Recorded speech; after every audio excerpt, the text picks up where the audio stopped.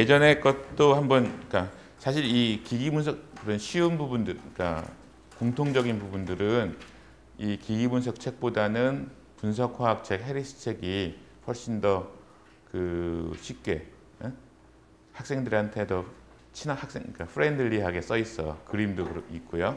그러니까 그런 걸 보고 이해하는 게 훨씬 더 쉬울 수도 있어요. 어떤 경우에 그러니까 전혀 기초가 없이 기기 분석 책을 보려다 보면은 왜 이렇게 글자가 작어? 그러면서 왜 이렇게 잡다한 설명이 많나? 그거 따라가다가 정작 중요한 것을 놓치는 경우도 많이 있는 것 같더라고요. 그래서 우리가 이전에 분석화학 때 배웠던 중요한 개념들이나 단어들, 뭐 정의들 이런 것들은 일단 머릿속에 잘 넣어두고 기기 분석을 보게 되면은 이게 더 자세하게 이런 얘기도 있구나 라는 것을 알 수 있을 거예요. 그리고 지금 이제 몰레큘러 루미네센스 스펙트로스코피에 대한 얘기를 하는데 주로 이 얘기는 플로레센스에 대한 얘기죠. 플로레센스로 분자에 대한 정보를 얻는 그런 부분들인데, 그래서 또 이 반복식 그 교육도 효과가 분명히 많이 있으니까 이런 싱글렛, 트리플렛 이런 것들이 우리가 분석화학 때나 이전에 여러 번 얘기를 했던 것들이고, 그걸 조금 더 복잡하게 표시한 게 이건데 이것도 분석화학 책에 있었더라고. 근데 이제 여기서 얘기하고자 하는 것이 우리가 빛을 받았을 때 어떠한 현상들이 어떠한 시간 스케일에서 일어나고 있고 걔네들끼리 서로 경쟁을 하니까 분자의 바닥 상태에 있는 거가 흡수가 되면은 이런 그림은 자세히 봐야 돼요. 그러니까 처음에는 앞에 그림이랑 비슷한 거네라고 생각할 수도 있지만은 여기서 보면은 S0에서 S1으로 올라가고 보면은 근데 맨 바닥에서 이렇게 올라가잖아. 그리고 위에 S1에 여러 개의 바이브레이셔널 스테이트가 있는데 그 바이브레이셔널 스테이트로 다 가죠. 그리고 S0의 바닥 상태에서 S2에 있는 바닥 상태하고 뭐 excited vibrational state로 다 가죠. 근데 여기서 왜 그림에서 그러니까 S0의 그 위에 있는 바이브레이셔널 스테이트, 여기 상태의 바이브레이셔널 스테이트는 왜 안 올라갈까? 네? 여기서 이렇게 올라가는 선은 없죠. 네? 여기서도 그런 게 없어. 그리고 또 보면은 S0가 여기까지도 이렇게 연장되어 있는데 S0에서 T로 가나요? 없죠. 그러니까 이거는 싱글렛 그라운드 스테이트에서 트리플렛으로 직접 업솔션은 안 된다는 얘기야. 그리고 여기서 보면은 S2나 S1이 있는데 이상하게 플로레센스는 S1에서만 떨어지네. 그렇죠? 그렇죠? S2에서 S0로 직접 떨어지는 거 없지. 물론 이것이 왜 그러냐 그런까지 다 가려면은 여러분들이 물리학에서 배우는 뭐 양자화학이라든가 그런 거 배우고 아마 그 다음 단계가 뭐 분자 분광학 이런 것들을 배워야 되는데 일단 이 그림은 어느 정도 그 사실에 기반해서 그림을 그리고 이렇게 그 단순히 그러니까 예를 보여주려는 게 아니라 여기서 일로 올라가긴 하지만 여기서 떨어지지 않는다는 얘기를 해주는 거거든요. 그리고 지금 떨어지는 거는 S1으로 가서 여기 올라간 애들은 직접 떨어지지 않고 소위 그 바이브레이셔널 릴렉세이션을 한 다음에 인터널 컨버전을 하고 그 다음에 또 바이브레이셔널 릴렉세이션을 하고 그 다음에 떨어진다는 거예요. 여기 위에서 일로도 안 떨어져. 그렇죠? 여기 위에서 이렇게 직접 안 떨어지는 이유는 이 바이브레이셔널 릴렉세이션이 훨씬 빠르기 때문에 그런 거지. 예? 그리고 여기 포스포레센스라고 해서 그 T1의 그라운드 스테이트에서 S0에 있는 여러 가지 스테이트로 떨어지는 거는 있는 것 같죠. 근데 이제 점선으로 되어 있는 거는 그 여기까지 오려면은 굉장히 많은 단계를 거쳐야 되는 거지. 여기 올라갔다가 이렇게 갔다가 이렇게 오는데 여기 있는 인터 시스템 크로싱은 그 스핀이 플립이 돼야 되는 거니까 훨씬 더 시간이 많이 걸리고 그리고 여기서 라이프 타임도 길기 때문에 그 포스포레센스는 뭐 몇 초, 몇 분 뭐 그 이상이 걸릴 수도 있는 거죠. 그리고 또 여기 보면은 이걸 한꺼번에 다 설명하면은 그 또 여러분들이 또 멘붕의 상태로 진입을 하기 때문에 지난번에 중요한 것만 설명했다면 이번에는 그때 설명이 잘 안 된 것들을 얘기하는 거예요. 여기서 이렇게 꼬불꼬불 가 있는 거는 이건 빛이 나온다는 얘기는 아니야. 그렇죠? 다른 분자들한테 뭐 충돌하거나 그러면서 에너지를 넘겨주는 거예요. 그러니까 빛이 나오지 않는 상태로 그 릴렉세이션을 하는 거죠. 사실 이 바이브레이셔널 릴렉세이션도 비슷한 거긴 한데 이런 거는 우리가 익스터널 컨버전이라고 얘기를 해요.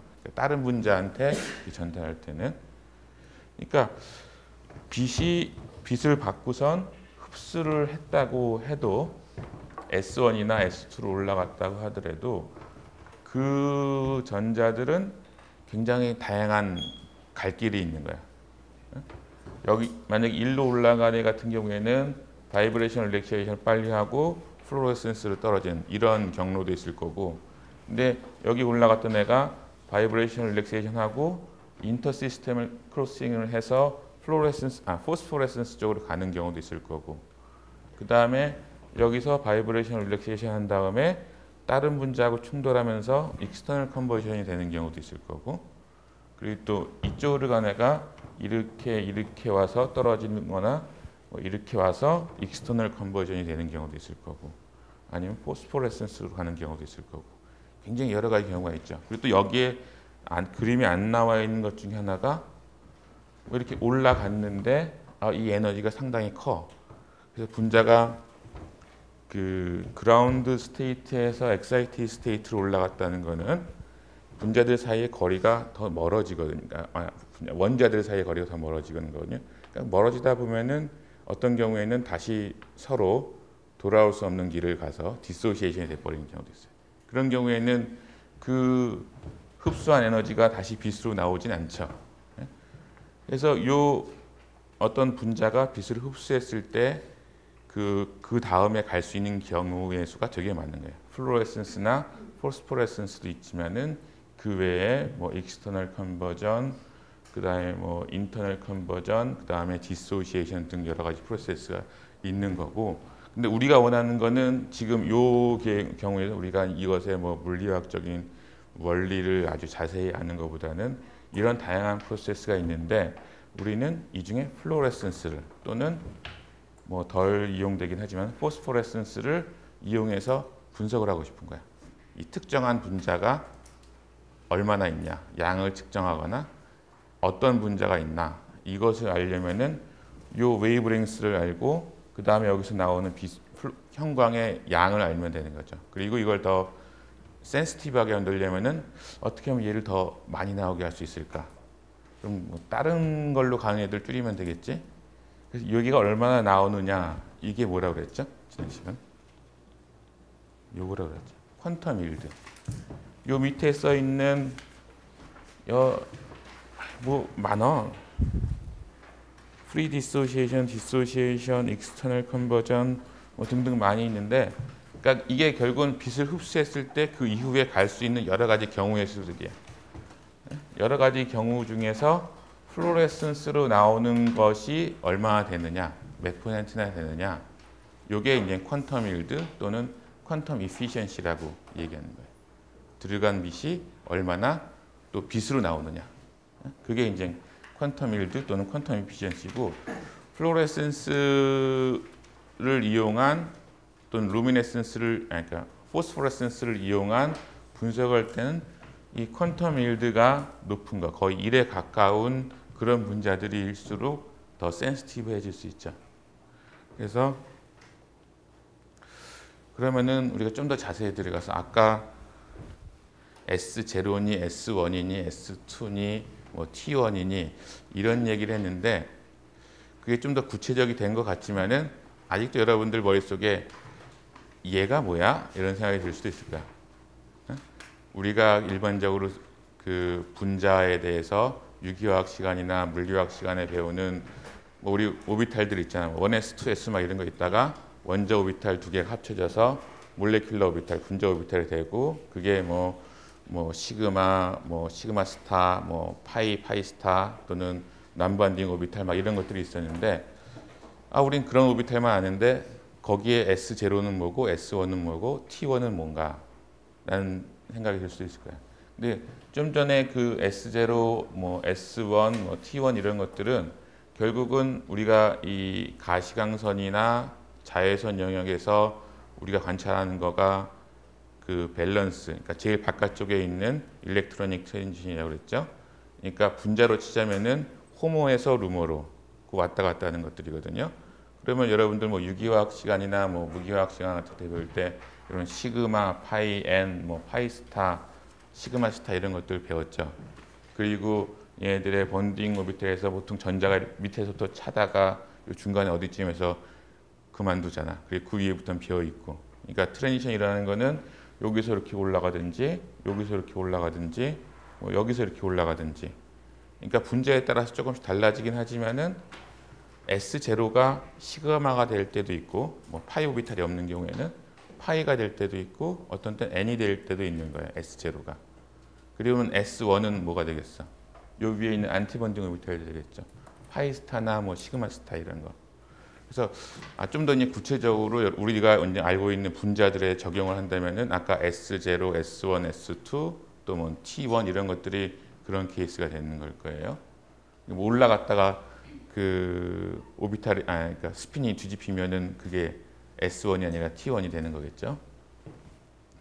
그런데 이 중에서 우리가 주로 플로레센스 스펙트로메터에서 사용할 부분은 어떤 거냐라는 걸 좀 더 자세히 보니까 지난 시간에 그런 얘기를 했어요. 시그마에서 시그마 스타로 올라가는 거 또는 여기서 다시 떨어지는 거 이거는 이 에너지를 계산해 보니까 상당히 커. 우리가 파장으로 하면 200나노, 250나노미터 그 이하라고 얘기를 해요. 그리고 그 정도 에너지가 지난번에 한 140kcal per mol 뭐 이렇게 얘기를 했을 거야.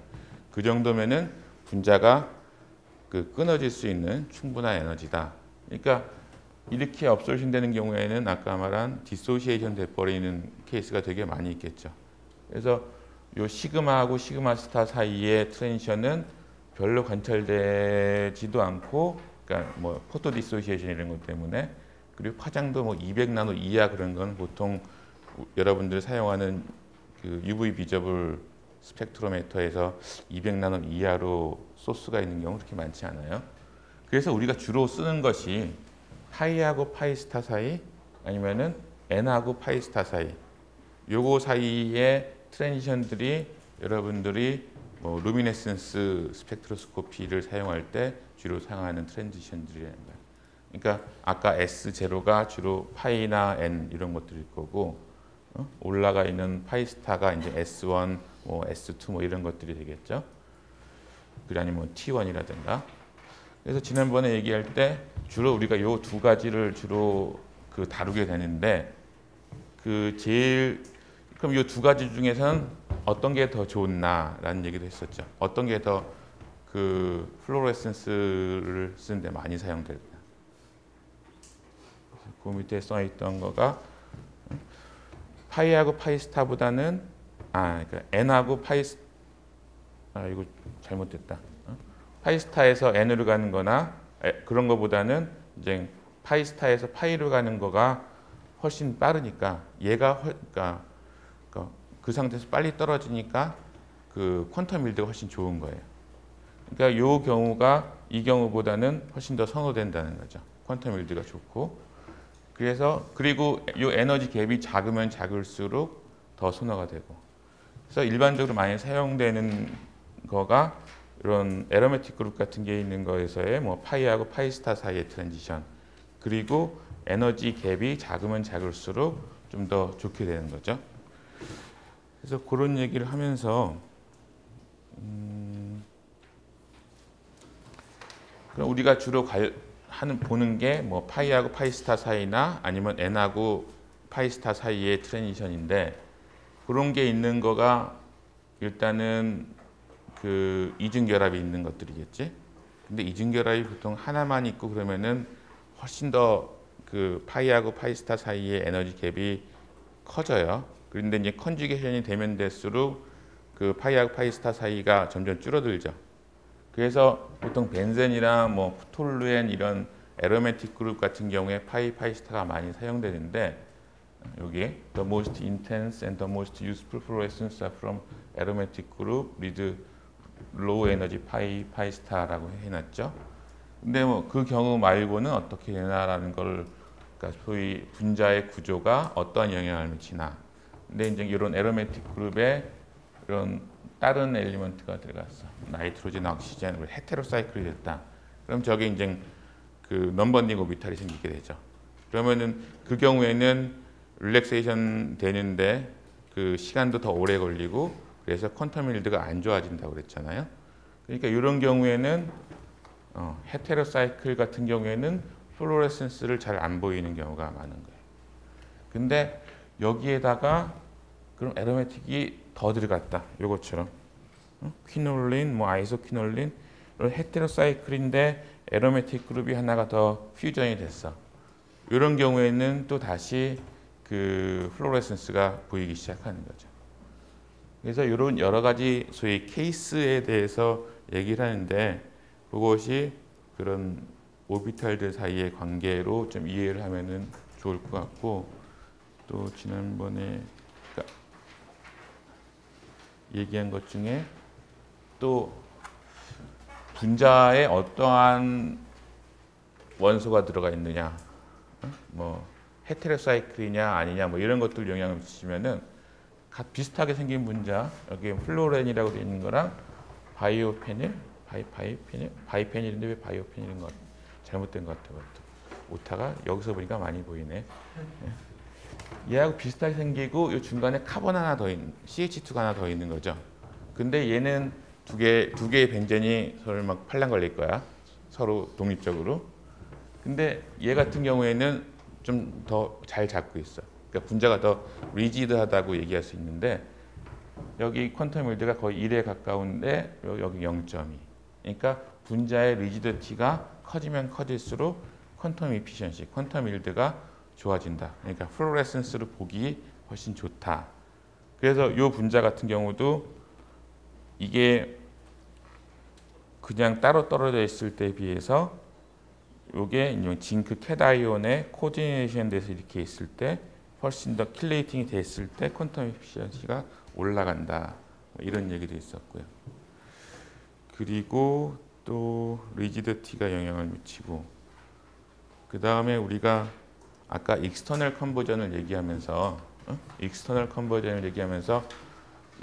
컨버전이라는 거는 다른 분자랑 꽝 충돌하면서 여기 얘는 엑사이티드 스테이트인 거랑 그라운드 스테이트인 거랑 두 개가 딱 충돌하면서 서로 에너지를 막 교환하거나 그러는 거거든요. 그러면서 플로레센스 나올 게 못 나오는 거가 되는 건데, 그러니까 충돌이 많으면 많을수록 익스터널 컨버전으로 릴렉세이션 되는 경우가, 그런 경우의 수가 많이 있을 거야. 근데 충돌이 많으려면은 어떻게 돼야 되지? 두 가지가 지난 시간에 얘기한 게 있었어. 온도가 올라가면 분자들이 빨리 움직이지.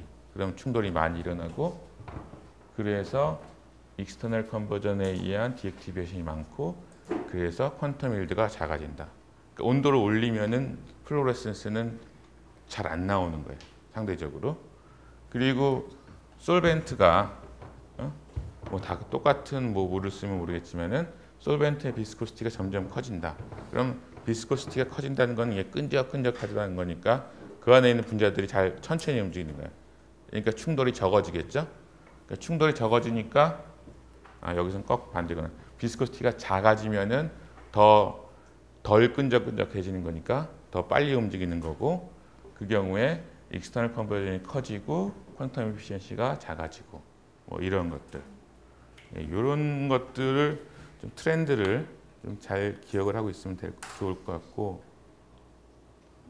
그 다음에 우리가 퀸칭 얘기를, 사실 퀸칭 같은 경우도 아까 그런 콜리전에 의한 이런 얘기 들으니까 그게 상관없을 거고,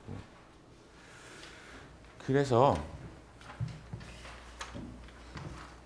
사실 이런 분광학이라든가 이런 거 하는 이유는 여러분들이 분자에 대해서 다른 이 화학이 아닌 다른 분야의 사람들은 그래도 원자까지 원소 분석 이런 것까지는 좀 이해를 할 수 있는데 분자로 들어가면은 그 일단 머릿속에 그림도 잘 안 그려지는 것 같더라고. 그래서 여러분들이 이제 화학과에서 교육을 받으면서 제일 도움되는 것 중에 하나가 머릿속에 소위 몰레큘이라는 그림들이 이제 생기게 되면은 나중에 남들이 볼 수 없는 것도 볼 수 있다고 생각을 하는데 그중 분자라는 것은 결국은 중심에 이제 핵들이 있고 그 주변에 전자들이 어떻게 배열되어 있을까 이런 정보잖아요. 그렇죠? 여러분들이 아까 배웠던 S0, S1 또는 뭐 파이스타, N 파이스타 이런 것들이 그 일렉트로닉 레벨만 우리가 얘기를 했는데 그 위에 이런 것들이 있었잖아. 그렇죠? 그리고 각각의 그 일렉트로닉 그라운드 스테이트나 아니면 S0나 S1 같은 경우는 이런 바이브레이셔널 레벨이랑 또 연결이 되어 있는 거예요. 그러니까 이게 하나의 일렉트로닉 그 에너지 레벨이 그라운드 스테이트에서 있고 그것에 여러 개의 바이브레이셔널 레벨이 있고 그 다음에 요 위에 S1에 해당하는 일렉트로닉 레벨 그러니까 아까 뭐 파이스타나 이런 거겠죠. 그 상태에서의 그 바이브레이션에 있을 테니까 그 바이브레이션에서의 그라운드 스테이트, 엑사이티드 스테이트가 쭉 있는 거죠. 그래서 좀 더 그 그림들을 바이브레이셔널 그 에너지 레벨들하고 일렉트로닉 에너지 레벨들하고 결합을 해서 그림을 그려보면 아마 이런 걸 거예요. 그래서 바닥 상태에서 올라가고 위에서 패스트 릴렉세이션 된 다음에 여기서 떨어지고 뭐 이런 것들이 될 텐데 그래서 아까 전에 그림에서 왜 어떤 데서 어떤 데 올라가고 어떤 데서 안 내려올까 이런 것들이 궁금한 게 있었는데 그 우리가 업솔션은 여기서 올라가는 거죠. 그렇죠? 물론 여기서도 올라가고 여기서도 올라갈 수 있는데 여기에 이 상태로 있는 분자들이 많겠어요? 이 상태로 있는 분자들이 많겠어요? 아니면 이 상태로 있는 분자들이 많겠어요? 확률적으로. 낮은 에너지 상태로 있는 거가 제일 많은 경우일 수 있겠죠. 그러니까 빛이 들어가서 랜덤하게 흡수가 된다고 쳤을 때도 이 그라운드 스테이트에서 흡수를 하는 애들이 뭐 제일 많을 거예요. 그리고 올라갈 때는 여기로도 갈 수도 있고 여기로도 갈 수 있고 뭐 여기로도 갈 수 있고 다양한 레벨로 갈 수가 있겠죠. 그러니까 여기 제로에서 그러니까 그라운드에서의 제로에서 엑사이티드의 제로까지 가는 거가 실제로 흡수하는 것 중에서는 제일 요 에너지 갭은 작은 편이 되겠지. 그리고 점점 올라가면 올라갈수록 에너지가 커지게 되는 거죠. 그러니까 우리가 흡수, 엑사이테이션 스펙트럼이라는 게 업솔션 스펙트럼이랑 거의 같은 모양인데 뭐 이건 책에 있는 그림이고 이건 다른 데서 가져온 그림인데 여기서 보면은 여기 있는 것들이 그 각각의 트랜지션에 여기서 여기로 가는 거, 여기서 여기로 가는 거, 여기서 여기로 가는 거 이런 것들에 해당하는 업솔션들이에요. 그러니까 여러분들이 스펙트럼을 찍어서 이런 파인 스트럭처가 나오면은 여기에서 뭐 파이하고 파이스타 사이의 에너지 차이가 뭐 여기구나. 그리고 요것들 사이의 차이는 요 바이브레이셔널 에너지 레벨 사이의 에너지 차이구나 라는 것을 측정할 수가 있죠. 그러니까 이러한 실제로 뭐 누가 여러분들 이제 최종 프로젝트를 봐서 뭐 이제 유튜브 같은 데 찾아보면은 아니면은 이론 같은 거 하시는 거 보면은 분자 오비탈이나 원자 오비탈 같은 것들 아주 비주얼라이즈해서 멋있게 그려놓은 경우도 많이 있는데 그런 걸 알려면은 그걸 아는 어떤 수단은 이런 다 스펙트로스코픽한 툴이라는 거지. 여기서 요 에너지가 정확히 얼마냐가 요 그라운드 스테이트하고 엑사이티드 스테이트 사이의 에너지 차이가 얼마냐고 그리고 이런 스플리팅이 있게 되면은 이 스플리팅 사이의 에너지 차이가 요 엑사이티드 스테이트 사이에서의 뭐 제로하고 1, 2, 3 사이의 에너지 갭이고 이런 걸 알 수 있는 거죠. 그리고 아까 얘기했듯이 올라갔다가 떨어질 땐 여기서 직접 떨어지는 확률보다는 이 바이브레이션 릴렉세이션 하고 그 다음에 떨어지는 게 훨씬 확률이 높은 거죠. 이게 빠르니까. 그래서 대부분의 릴렉세이션, 그러니까 플로레센스는 엑사이티 스테이트의 제로에서 바닥 상태에 있는 뭐 0이나 1이나 2나 3이나 4 이런 데로 이렇게 떨어지게 되는 거예요. 그러니까 업솔션에서 그 있는 부분하고 그리고 에미션 같은 경우 두 개 비교하면은 에미션에서 나오는 파장들이 더 짧겠어요, 더 길겠어요? 예? 더 길어야 되겠지. 그러니까 뭐 항상 그런 건 아니지만 이렇게 좀 잘 웰 디파인된 경우에는 엑사이테이션하고 에미션 스펙트럼이 마치 거울상. 우리 뭐 초등학교 때 미술 시간 같으면 그런 거 하잖아. 뭐라 그러지? 데칼코마니? 그거 알지? 이렇게 이쪽에 찍어놓고선 이렇게 접었다 피면 되는 거. 그런 거랑 비슷한 스펙트럼이 많이 이루어져. 물론 여기 좀 오버랩은 있지만은 그런 거가 지금 저 케이스에는 이렇게 업솔션이 이렇게 낮은 에너지 쪽, 그러니까 낮은 파장 쪽 그리고 이제 높은 에너지 쪽에 있다면은 그 에미션 같은 경우에는 긴 파장 쪽에 그리고 작은 에너지 쪽에 이러한 스플리팅이 이렇게 일어나는 게 업솔션하고 에미션하고 상관관계가 되는 거죠. 그래서 이런 플로레센스를 이용해서 우리가 되게 다양한 일들을 할 수 있는데 하는 것 중에서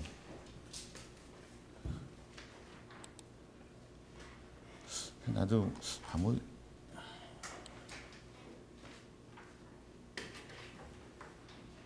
뭘 가르쳤던 기억이 좀 나는 것 같아서 옛날 걸 찾아봤었는데 여러분들 이거는 형광이 아니라 아마 흑광이었던 것 같은데 여러분들 분석화학 책에 보면은 중간 18장인가에 나도 이제 분석화학 책에 그 박스가 있잖아요. 거기 분석학 책 해리스 책에 보면은 중간중간 어떤 뭐 특별한 논문 같은 것들이나 사례 같은 거 케이스 같이 얘기해 주는 게 있는데 거기에 그렇게 시작하는 게 있어요. 뭐 A 코리안 케미스트 어쩌고저쩌고 하면서 어떤 한국에 있는 화학자들이 뭘 신기한 뭐 거를 뭐 발견했다 뭐 이런 거에서 시작하는 게 하나가 있어. 그래서 기억이 좀 남았었는데 그게 이거였던 것 같아. 그냥 뭐 기껏 해봤자 지금부터 한 10년 정도 전 논문인 것 같아요. 2002년이니까 안개반테.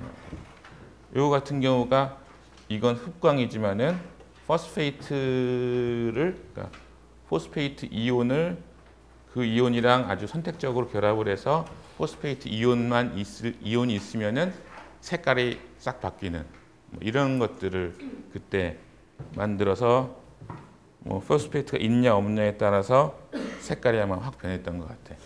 이거는 뭐 비슷한 케이스긴 하지만은 그래서 아마 나도 기억이 가물가물하긴 하지만은 뭐 이런 분자가 있는데 이런 분자를 합성했는데 포스페이트가 있으면은 얘랑 치환이 되면서 색깔이 그 블루에서 아마 옐로우, 그러니까 퍼플에서 옐로우 이렇게 색깔이 변했던 것 같아요. 그래서 포스페이트에만 선택적으로 어떤 그 특정 파장에 흡수를 하는 이러한 물질을 합성을 한 분이 뭐 분석학 책에 이렇게 놨더라고. 그렇지? 그리고 이런 비슷한 거가 이 분자가 형광을 일으킨다면은 똑같은 것들도 가능하거든요. 그래서 그런 케이스가 흑광일 경우에는 업솔션 스펙트럼이 이렇게 선택적으로 한 특정한 파장에서 포스페이트가 있을 때 딱 나타나는 건데 그런 비슷한 일이 사실 형광 쪽에서도 되게 많이 있어요. 플로로메트릭 메소드 for inorganic species에서 여기 보면은 알루미늄, 뭐 플로린, 캐드미움, 리튬, 뭐 징크 막 이런 것들이 있는데 저런 것들을 물론 뭐 지난달쯤 배운 어토믹 업소르션 뭐 ICP, AES 뭐 이런 거 가지고선 용액상에 있는 걸 분석할 수도 있어.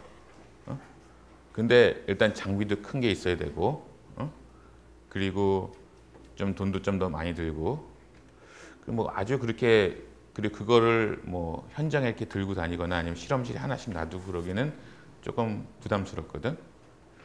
그래서 좀 쉽게 쓰는 방법들이 물 속에 뭐 아까 포스페이트 이온이 있을 경우에 그 리전트를 집어넣고선 뭐 실험실에 대부분 있는 흑광, 그러니까 업솔전 UV 비저블 업솔전 스펙트로메트를 찍는 것처럼 이거 같은 경우에는 알루미늄이나 뭐 카드뮴, 플로린 이런 이온들의 선택적으로 결합을 하고 선택적으로 형광이 커지는 이런 컴파운드들을 이용하는 거예요. 그래서 여기 있는 뭐 알리자린, 가넷, R이라든가 뭐 이름도 어려워. 하이드록시 퀴놀린, 플라보놀, 벤조인 뭐 이름만 봐가지고는 어떤 구조인지 잘 모르겠죠. 이런 거 같은 경우에는 알루미늄이 있을 때 470에서 업솔루션에서 500에서 플로레센스가 있고 알루미늄을 0.007 마이크로그램 퍼 밀리리터니까 1밀리리터가 뭐 1g이라고 치면 시우마스 육수이니까 뭐 ppm에다가 3배가 내리니까 ppb까지 분석을 하네. 그러니까 7 ppb 정도의 알루미늄이 있는 것도 요 색소를 그러니까 요 형광 리전트를 집어넣어 주게 되면은 형광으로 검출을 할 수 있다는 거야. 여기서 또 보면은 뭐 카드뮴이다. 뭐 하이드록시 페닐 벤족사졸 난 유기화학을 잘 몰라가지고 근데 어떤 분자가 있나 봐. 그리고 그것이 플로레센스가 블루 쪽에서 나타나고 얘는 한 2ppm 정도까지 분석을 할 수 있다. 사실 뭐 ICP, AES 예전에 그런 것들은 그래도 억은 줘야 돼 살거든. 1, 2억은 줘야지 사거든.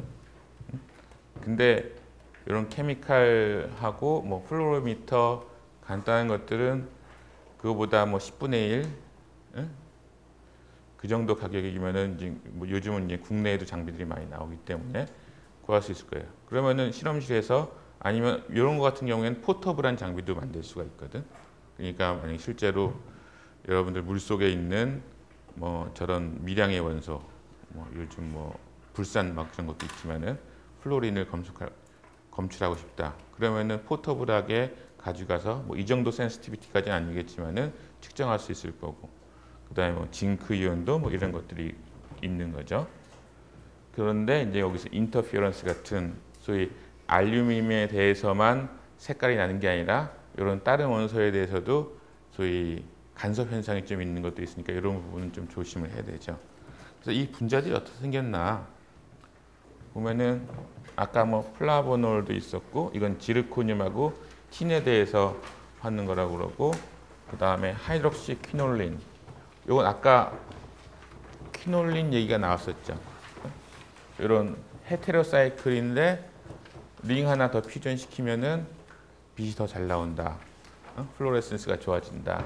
뭐 이런 것도 있었고 알리자린 가네달 이게 이제 맨 위에 나왔던 알루미늄을 위한 알루미늄하고 플로라이드를 위한 그 플로로메트릭 리전트인데 요 같은 경우에는 링이 두 개가 있고 두 개 사이에 요 NN 더블 본드 S 가지고 아마 이렇게 연결이 될 것 같아.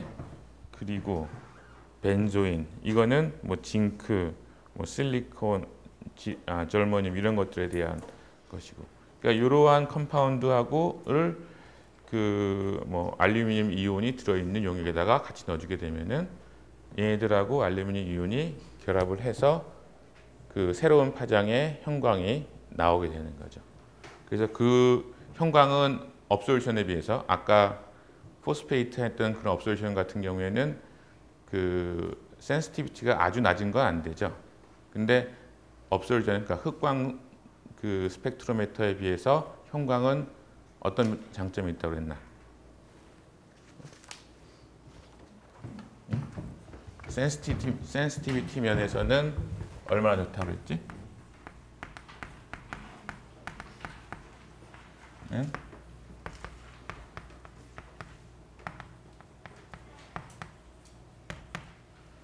어떤 어떤 게 좋아? 응? 요게 센시티비가 10에서 1000배라고 그랬나? 100이라고는 안 그랬나? 그래서 뭐 요 밑에 거는 그렇게 중요하지 않고, 그러니까 흑광으로 하는 것보다 뭐 5도가 한 2개, 3개 정도 더 좋아지는 거예요. 훨씬 더 낮은 농도. 아까 뭐 ppb까지 측정하고 ppm을 쉽게 측정하고 이런 것처럼. 그러니까 미량 분석하고 그럴 때 굉장히 좋겠죠. 그리고 또 하나 얘기했던 거 뭐가 좋다고 그랬지?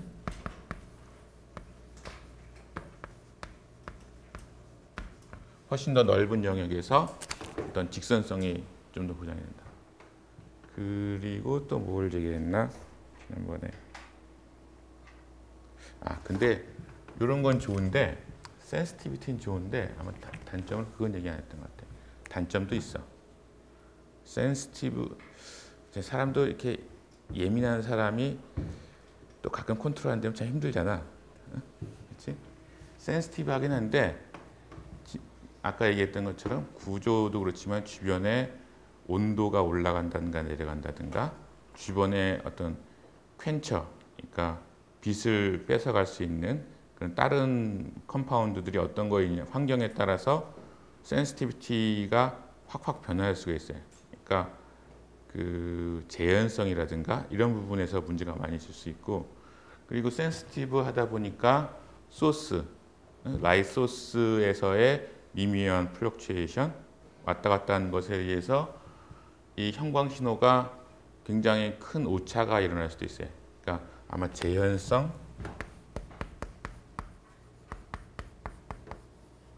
재현성에서는 아마 이런 흑광이라든가 다른 방법에 비해서 좀 떨어지는 부분이 있어요. 그래서 이런 부분을 얘기하면서,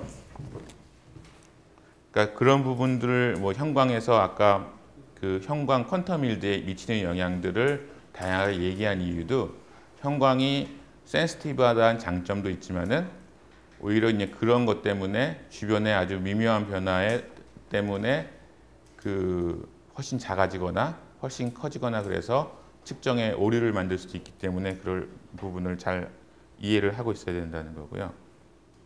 그 요거 같은 경우에는 그 좀 전에 거 같은 경우에는 어떤 뭐 미량의 원소, 그러니까 이온의 분석 같은 거 할 때 쓰이는 컴파운드였어. 좀 더 비교를 한번 해볼까? 보통 뭐 링 2개, 뭐 2개 정도 있고, 뭐 2개나 3개, 뭐 이렇게 돼 있는데, 이런 용도로도 형광이 많이 쓰기도 하지만은 또 생화학이라든가 이런 것도 많이 배우죠, 여러분들.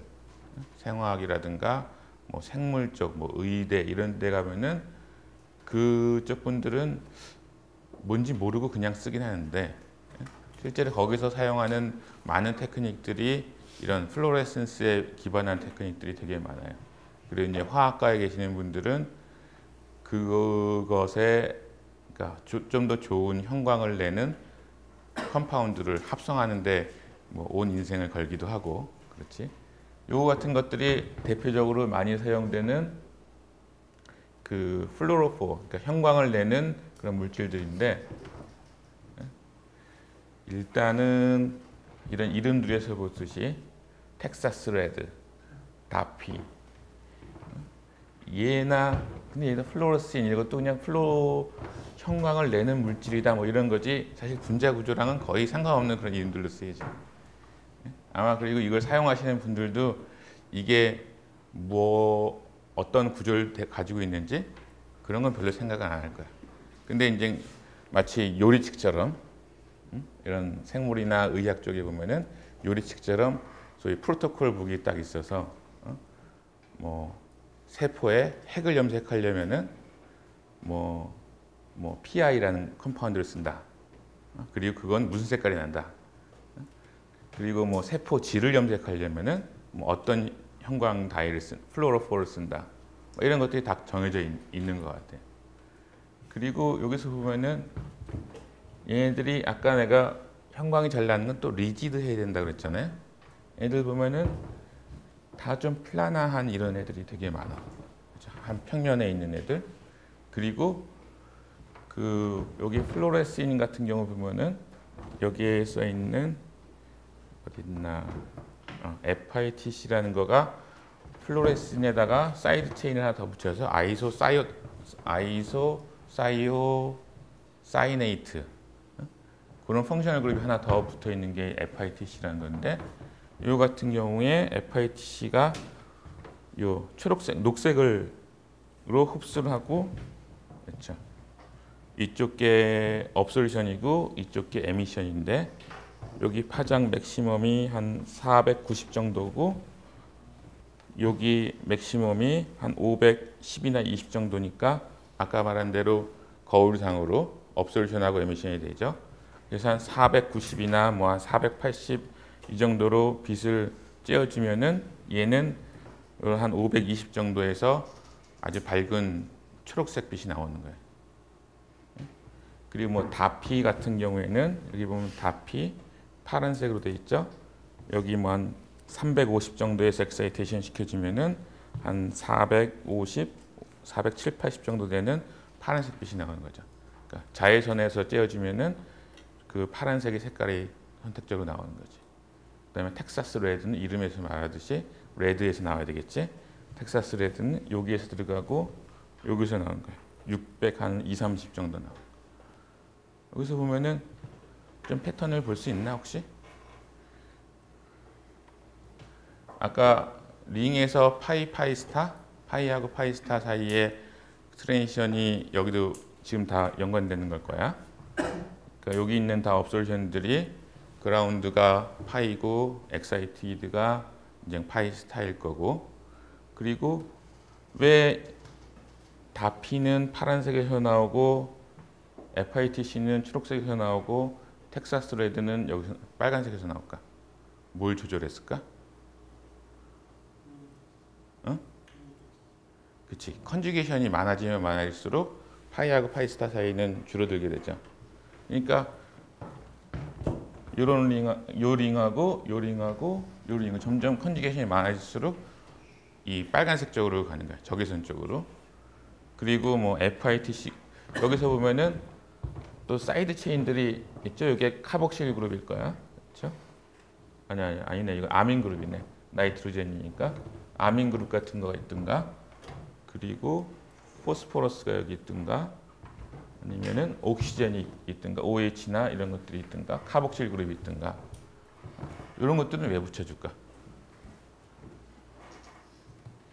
이런 것들 없으면은 그래도 색깔은 나겠지만은 쟤네들이 없으면은 우리가 뭐 세포 같은 거에 염색을 하든가 그런 거 텐데 물에 안 녹을 거 아니야, 그렇죠? 우리가 유기솔벤트상에서 열심히 합성을 했는데 그게 실제로 그 세포에 들어가서 독성을 일으키지 않고 잘 염색을 하려면은 워터 솔루블 해야 되는 거거든요. 그래서 그런 것 때문에도 이런 사이드 체인을 어떻게 붙일지 그리고 이 디자인을 어떻게 하는지 이런 것들이 그 뭐 우리 과에도 비슷한 일을 하시는 분도 계시지만은 주로 이제 유기화학이나 이런 쪽에서 그 이게 또 한번 그 저런 아주 고유 명사가 돼가지고서 팔리기 시작하면은 꽤 쏠쏠할 거거든요. 그렇기 때문에 훨씬 더 좋은 퀀텀일들 가지고 그리고 훨씬 더 셀렉티브하게 그 특정 부위를 이제 염색해 줄 수 있는 그런 형광 다이를 만드는 것도 굉장히 많이 사용되는 거예요. 그래서 이거가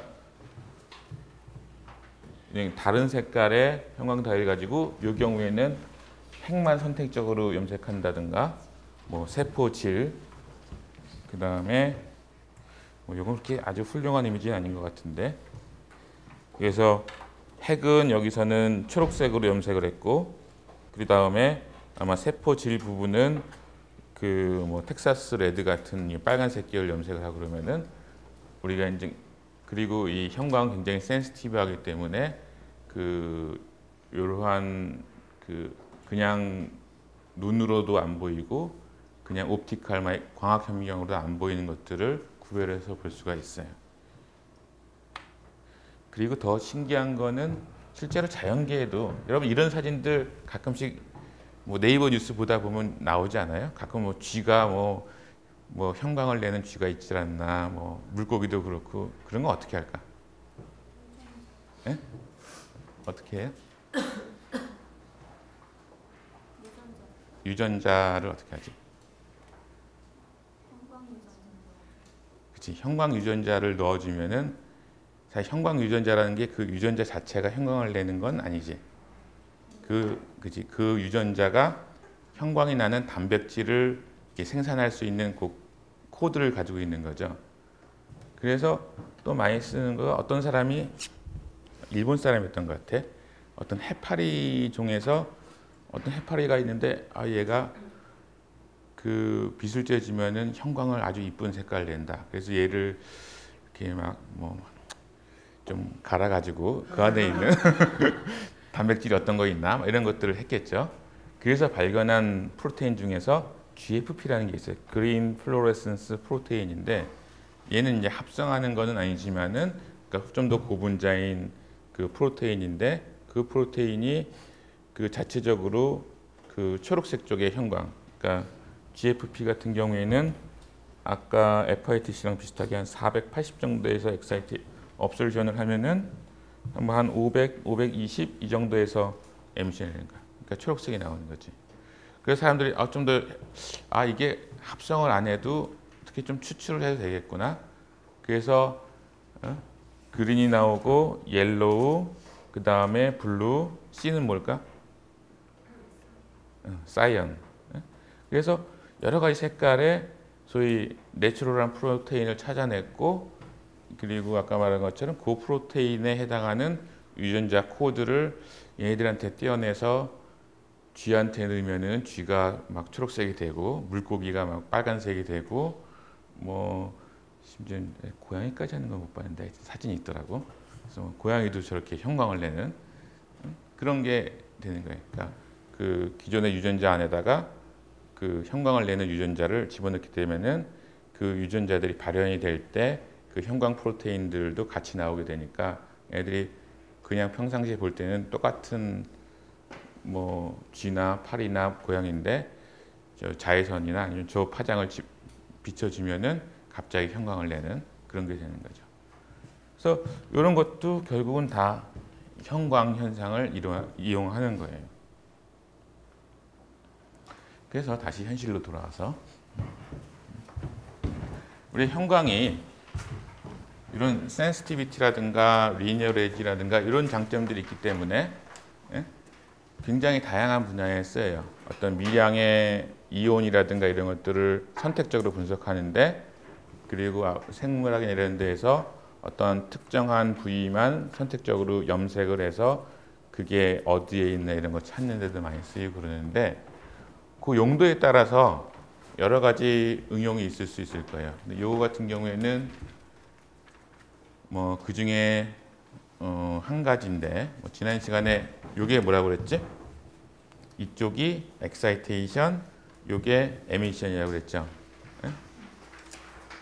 여기 책에, 여러분들 책에 한번 들어가서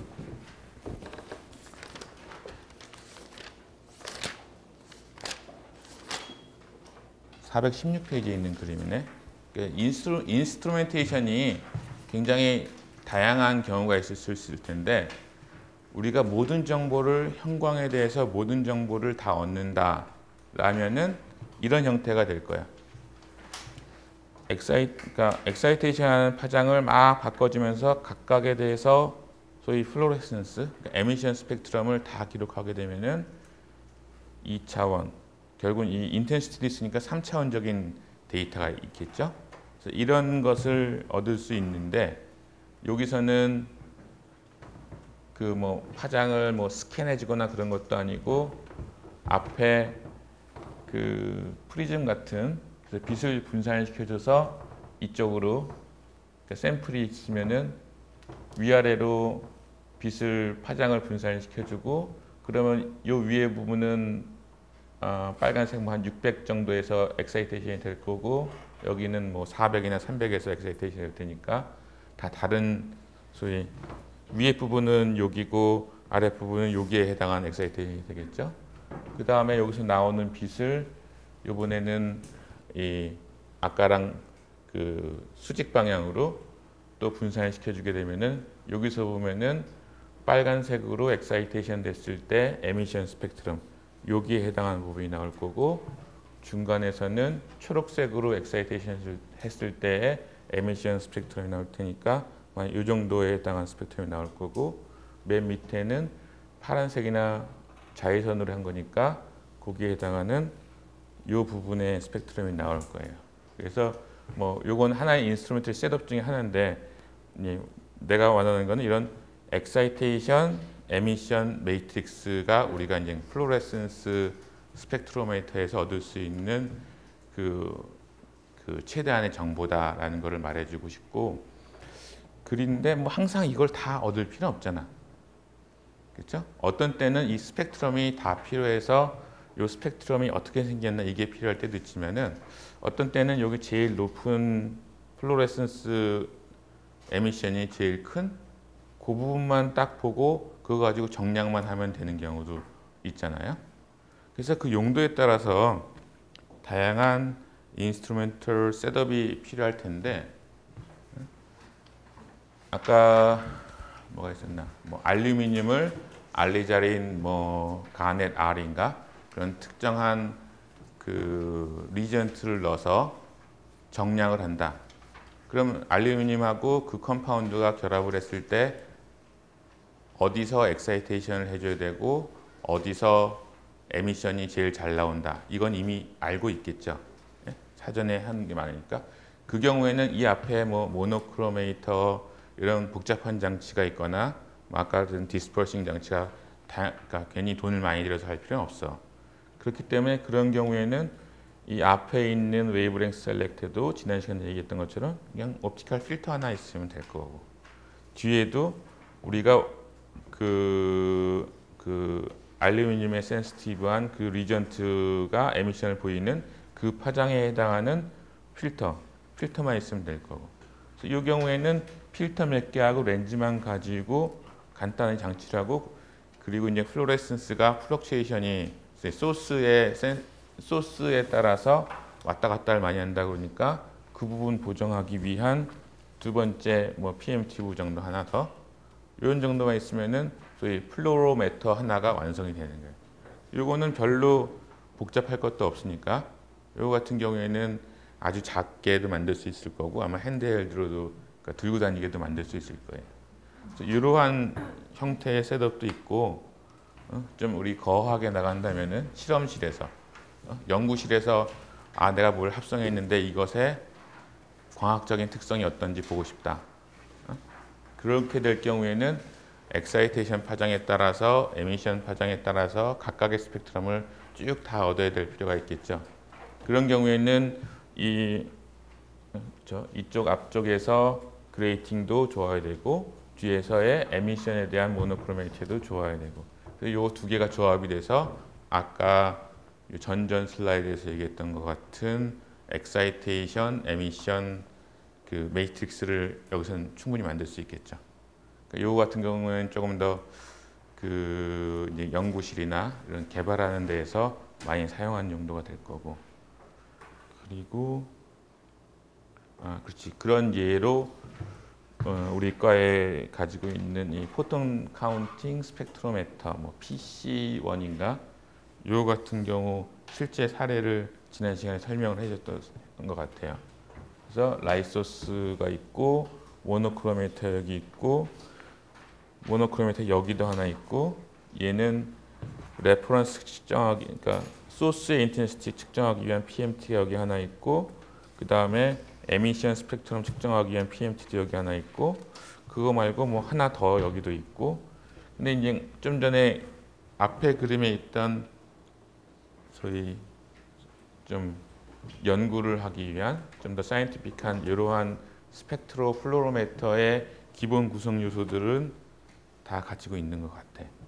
그렇죠? 그래서 이런 것도 있을 수 있다. 이렇게 구성이 될 수도 있다라는 것가 있고, 그 다음에 xenon 아카이브. 그 다음에 설명할 거가 여기서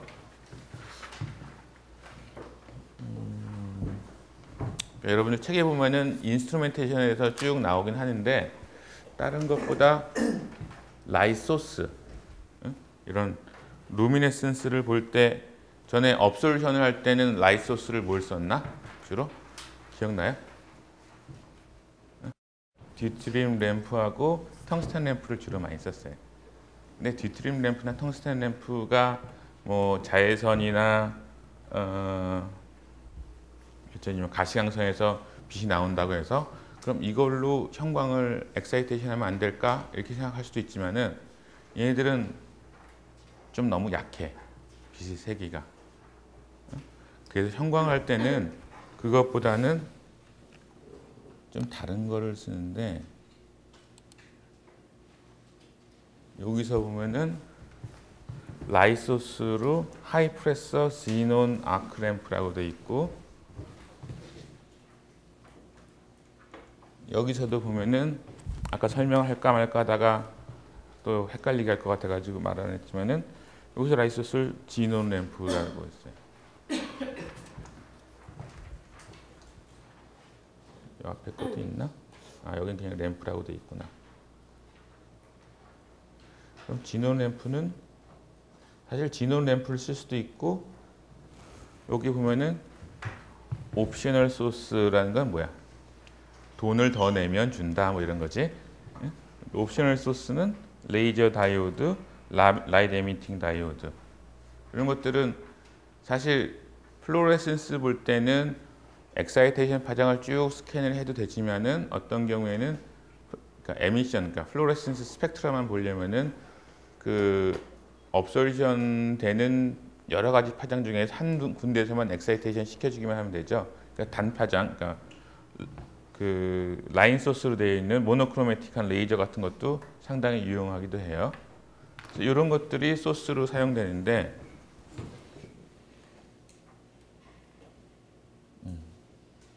요거는 네, 요걸 먼저 보여주고 그거는 할게요. 그래서 지논 아크 램프의 스펙트럼이 빛이 어디서 나오나? 이거 PPT 다 올라가 있는데 올라갔어.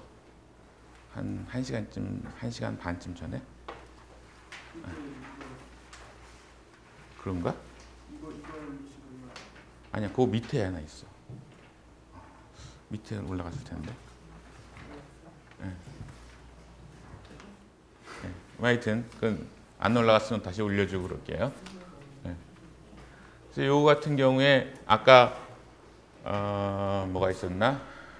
UV 비저블 같은 경우에 듀트리움 램프는 업솔션, 그러니까 에미션이 저쪽 자외선 쪽에 있었고 텅스텐 램프도 쭉 있었던 것처럼 제논 램프는 어디서 있나 보니까 여기서 보니까 300부터 그러니까 자외선 쪽에도 쭉 있고 그 다음에 가시광선까지 심지어 적외선까지 넓은 영역에서 빛이 나오네. 여기에서는. 그리고 조금 이따 하나 더 보여주겠지만은 지논 램프, 레이저, LED 그 다음에 또 많이 쓰는 게 머큐리 아크 램프예요. 수은. 머큐리 아크 램프 같은 경우에는 사실 레이저가 나오기 전에 많이 사용됐던 거기도 한데 얘는 지논 아크 램프 같은 경우에 이렇게 좀 컨티니어스한 소스죠. 그러니까 지논 아크 램프는 어떤 때 좋으냐면은 아까 그 플루로 스펙트로미터 우리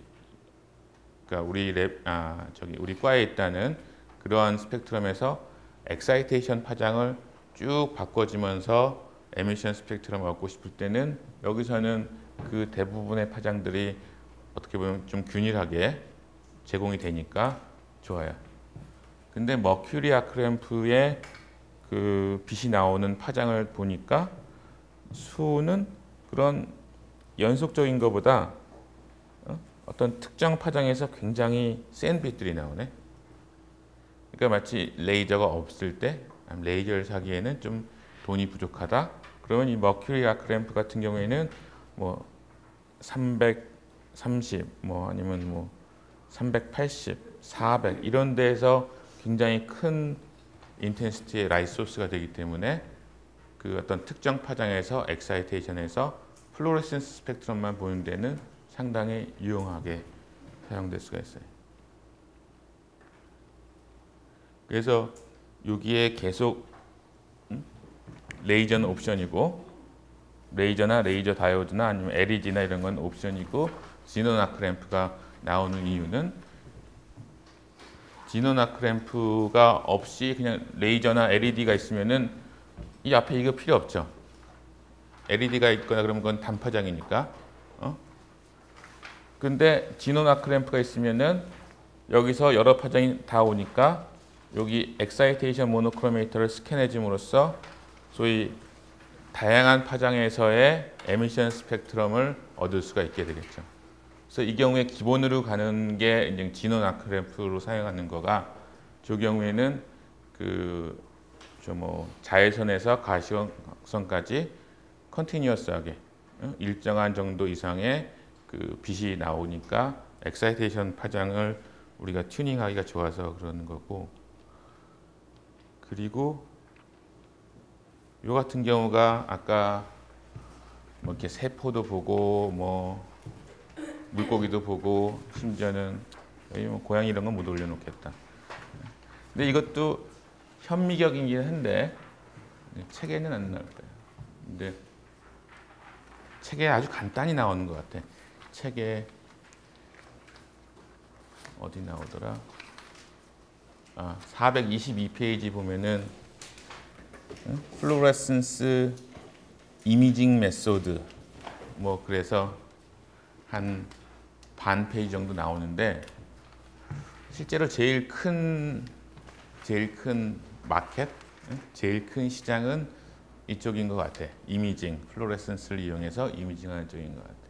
근데 뭐 이미징이라는 거는 결국은 우리가 그 한 파장에서만 보던 거를 여러 파장에서 보면 이제 스펙트럼이 되고 그거를 또 X, Y 바꿔가면서 보게 되면은 이제 그게 이제 이미지가 되는 거라고 생각한다면은 그 같은 원리로 생각을 하면 될 거고, 여기서 보면은 뭐 복잡하게 생겼지만은 일단 여기에도 소스가 있어요. 소스, 머큐리 또는 지논 아크램프. 그래서 여기 소스가 있고 샘플을 보통 이렇게 올려놓고선 볼 거고, 그 다음에 디텍터가 어디 갔나? 디텍터가 여기 CCD나 아니면은 우리가 가지고 있는 I라는 디텍터가 있지. 그래서 얘도 그림을 또 그냥 막 그린 건 아니거든. 여기 있는 텅스텐 할로젠 램프. 텅스텐 램프는 어떤 때 썼지? 업솔루션을 쓸 때 했었죠. 여기서도 텅스텐 할로젠 램프나 이런 거는 그냥 광학 현미경으로 볼 때, 형광이 아니라 그냥 광학으로 볼 때는 이걸 씁니다. 그래서 보통 때는 이렇게 해서 이렇게 빛이 샘플을 투과해서 가면은 그것을 눈이나 아니면 카메라로 가서 보는데, 형광을 보고 싶을 때는 일단 형광은 업솔루션이랑 뭐가 다르지? 다이어그램을 봤을 때 업솔루션을 볼 때는 소스하고 샘플하고 디텍터하고 일직선상에 가죠. 그러니까 투과가 돼야 되니까. 근데 형광은 옆으로 비껴나 있잖아. 90도가 돼 있거나. 근데 여기서 90도로 하면 보통 이런 이미징 할 때는 샘플이 판판하니까 옆으로 가긴 그러니까 밑으로 가져요.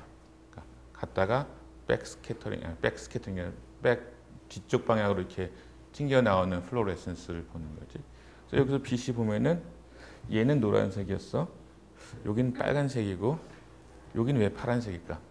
보라색일까?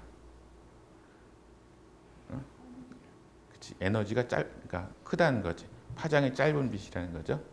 그래서 형광을 하려면은 일단 파장이 짧은 걸로 엑사이테이션 시켜줘야 되니까 여기서 나오는 뭐 자외선이나 파란색 계통의 빛으로 이렇게 가서 샘플로 가서 엑사이테이션 시켜주고, 갑자기 여기서 초록색이 보이죠? 파란색으로 엑사이테이션 시켜주고 아마 초록색의 형광이 나오는 것 같아. 초록색이나 뭐 빨간색이나 그러니까 파란색보다 더 긴 파장의 빛들이 나오겠지. 그럼 그 긴 파장의 빛들이 와서 그 중에 여기서는 초록색은 걸르고 빨간색만 가지고 눈이나 카메라로 가는 것 같아요. 여기는 모노크로메이터 있어요? 없죠. 대신 뭐가 있을까? 조금 이따 얘기하고, 일단 그러면 소스는 머큐리나 지논 램프 뭐 이런 걸 쓴다고 했으니까, 그래서 머큐리 램프, 지논 램프, 소위 이 현미경 회사에 있는 웹사이트에서 이제 가져온 것들인데, 머큐리 램프나 지논 램프로 해서 하면은 아까 얘기했던 것처럼 머큐리 램프는 이쪽 짧은 파장에서 아주 강한 빛을 주고 싶을 때 이걸 쓰면 되고, 지논 램프는 여러 가지 선택해가면서 쓸 수 있는, 그렇죠? 얘는 다양한 파장에서 좀 활용을 할 수 있고, 얘는 특정한 파장에서 좀 더 센시티브하게 볼 수 있는 그런 툴이 될까요?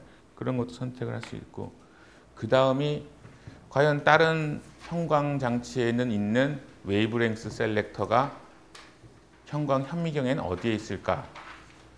나가서 봤더니 여기에 뭐가 있는 것 같아. 여기에 좀 뭐가 복잡한 게 있고, 확대를 해서 보니까 필터 큐브라고 되어 있네.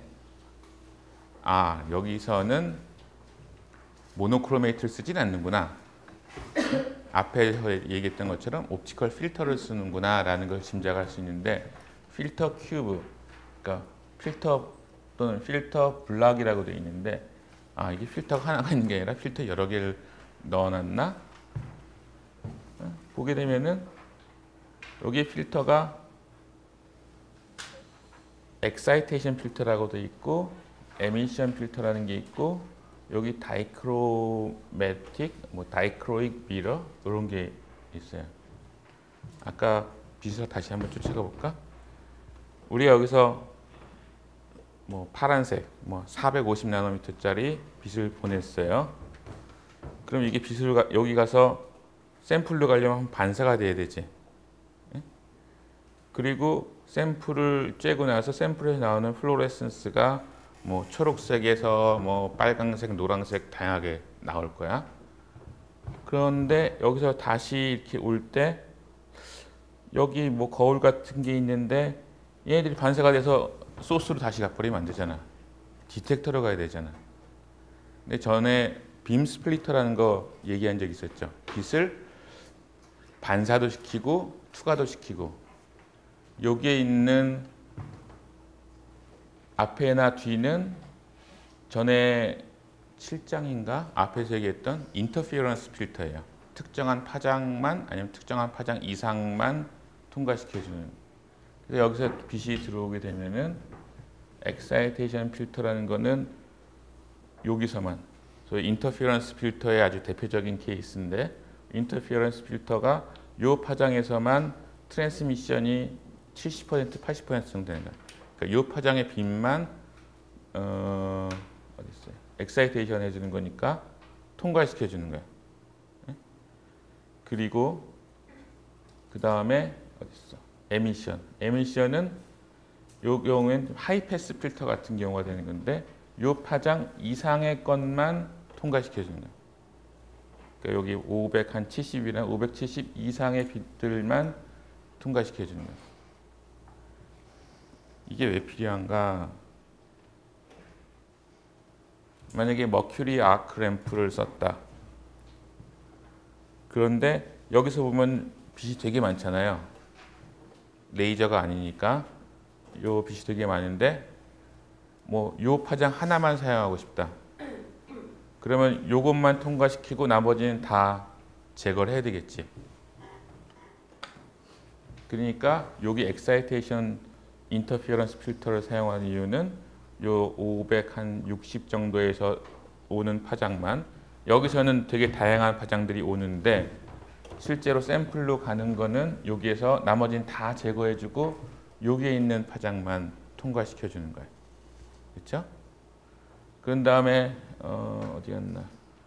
엑사이테이션 필터를 딱 통과해서 여기 다이크로매틱 미러라는 것을 만났어. 다이크로매틱 미러라는 거는 여기 다이크로매틱 미러라고 초록색으로 되어 있는데, 여기서 보면은 이렇게 해서 요 앞에 것도 있지만은 여기가 요 빨간색 옆에 부분부터 쫙 올라가기 시작해서 여기만 통과시키네. 그러니까 요 위에 파장들은 통과시키지만은 요 밑에 있는 요 빨간색에 해당 그러니까 여기 한 560 정도 되는 요 소스에서 오는 빛은 반사를 시키는 거야. 다이크로메틱은 어떤 빛은 파장에 따라서 반사를 시키거나 파장에 따라서 투과를 시키거나. 그러니까 여기 있는 얘가 560짜리 빛이 오는 얘는 560은 반사해. 그래서 이렇게 가는 거고. 그리고 만약에 600이 왔다. 600나노미터짜리가 일로 오면은 너는 지나가. 가겠죠.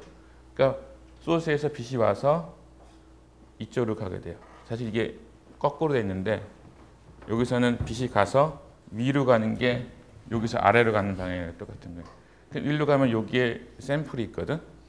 그럼 샘플에 맞고 나서 샘플이 요 파장에 해당하는 빛을 흡수를 하겠지. 흡수를 하고 이거보다 긴 파장의 이 영역에 어디에서 그 플로레센스를 내겠죠. 플로레센스는 모든 방향으로 가니까 요 샘플 입장에서 보면은 위로도 플로레센스고 하지만은 아래쪽으로 플로레센스가 하겠지. 그럼 샘플에서 다시 플로레센스가 이 필터 큐브 쪽으로 돌아올 거야. 돌아오다 보니까 만나는 게 뭐야? 다이크로믹 미러를 다시 만나게 되지. 다이크로매틱 미러. 근데 얘는 파장이 뭐 한 600이다. 700이다. 얘는 여기서 반사가 되겠어요? 투과를 하겠어. 투과를 하겠지. 그러니까 들어오는 빛은 그러니까 엑사이테이션 파장은 반사를 시켜서 샘플로 보내고 샘플에서 오는 플로레센스는 투과를 시켜서 이쪽으로 보내게 되는 거예요.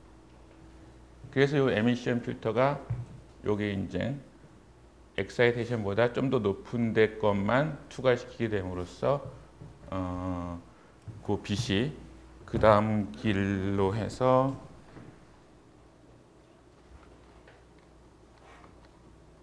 조용해지는 거는 집중하는 건가 졸려온 건가 둘 다. 그래서 샘플에서 와서 여기서 색깔이 이렇게 변하는 거가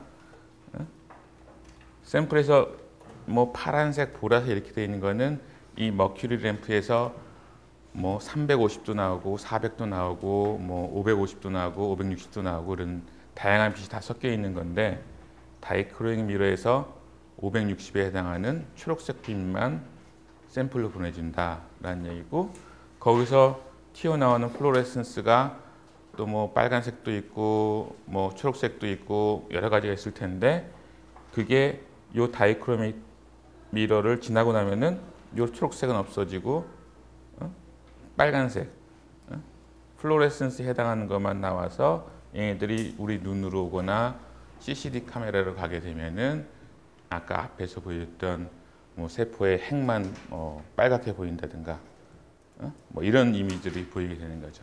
그러니까 이것도 일종의 그 플로레센스 스펙트로메터인데 파장을 아주 디테일하게 정하지는 않고 특정한 영역을 가지고선 보는 그러니까 옵티컬 인터피어런스 필터를 가지고 보는 그런 것이죠.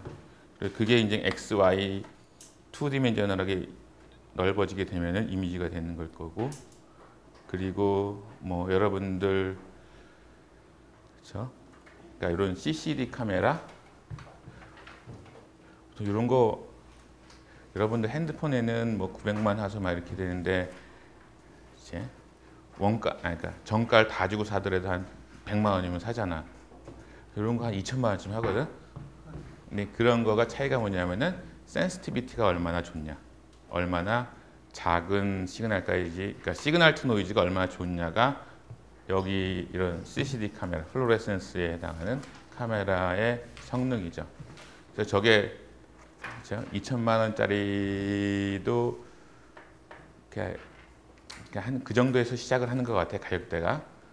그러면서 이제 막 이런 카메라 CCD 카메라 하나에 막 1억이다, 2억이다 그렇게 되면은 이제 그런 거가 이 플로레센스 얘기 처음 할 때 했던 싱글 몰레큘 디텍션. 싱글 몰레큘 디텍션이라는 거가 이런 세포 안에 아까 GFP 프로테인 같은 거 있죠? 그거 하나가 이렇게 왔다 갔다 하는데 걔를 볼 수 있다. 그런 수준이거든요. 예? 그러니까 좀 더 센시티브한 카메라 그리고 중간에 이제 뚜루풋이 좋은 현미경 이런 것들이 그런 싱글 몰레큘 디텍션까지도 할 수 있는 거죠. 그래서 오늘은 여기까지 얘기를 할 텐데 요 뒤에 부분은 그러니까 책에는 안 나오는 부분인데 좀 도움이 될 것 같아가지고 한 거고 추가적인 자료는 이런 데에 더 있습니다. 예, 오늘은 여기까지 하고 개인적으로 질문 있는 사람들은 개인적으로 하시기 바랍니다. 예.